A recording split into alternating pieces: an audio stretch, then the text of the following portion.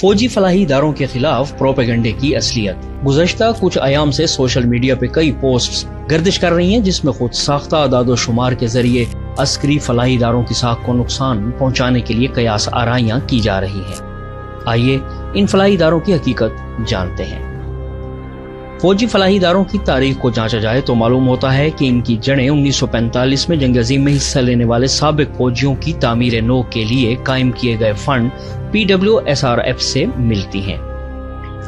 پاکستان کے معارضے وجود میں آنے کے بعد فوجیوں کی تعداد کے تناسب سے اس فنڈ کا ایک حصہ پاکستان کو منتقل کیا گیا جس سے فلاحی نظام کی داغ پیل ڈالی گئی۔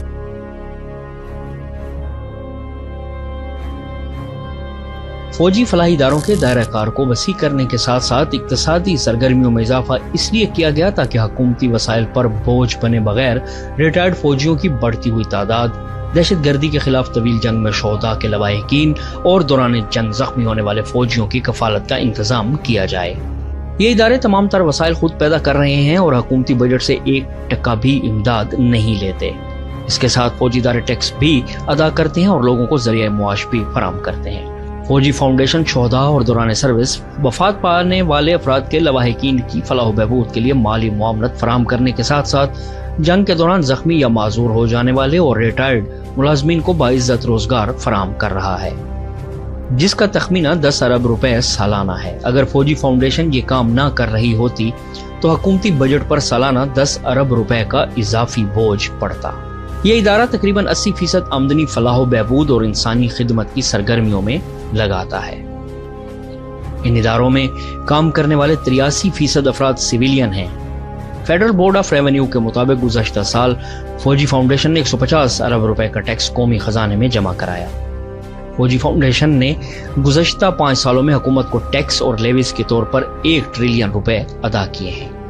آرمی ویلفیئر ٹرسٹ 1971 میں شہداء کے لواحقین اور جنگ کے دوران زخمی یا معذور ہو جانے والے افراد کی کفالت کے لیے عمل میں لایا گیا۔ ہزاروں بے روزگار افراد کو روزگار فراہم کرنے کے ساتھ ساتھ یہ ادارہ حکومت پاکستان کے مختص کردہ تمام ٹیکسز ادا کرتا ہے اور FBR کے مطابق آرمی ویلفیئر ٹرسٹ نے گزشتہ سال تقریباً 2.54 ارب روپے ٹیکس ادا کیا۔ بحریہ فاؤنڈیشن یہ ادارہ اپنے فنڈز خود پیدا کرتا ہے اور اسے کسی بھی قسم کا حکومتی فنڈ یا امداد حاصل نہیں ہے۔ یہ شہریوں کی ایک بڑی تعداد کو روزگار کے مواقع فراہم کرنے کے ساتھ ساتھ ایک عوامی فلاحی ادارہ ہے۔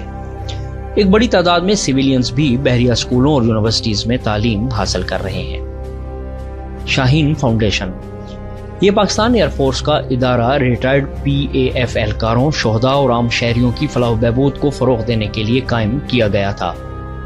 شاہین فاؤنڈیشن تعلیم، صحت، انجینئرنگ، خدمات، پیداوار، تعمیراتی کام کے شعبوں میں اپنا فریضہ انجام دے رہی ہے۔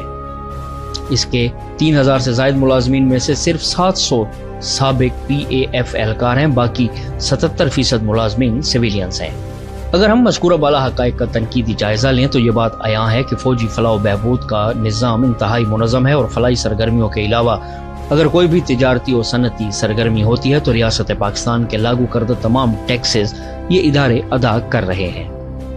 ایک نیچ پروپیگنڈے کے تحت ان اداروں کی ساکھ کو نقصان پہنچانے کی مسلسل کوشش کی جا رہی ہے۔ ایسا کرنے کا مقصد صرف اربوں لوگوں کی کفالت اور پاکستانی معیشت کو ٹھیس پہنچانے کے مترادف ہے۔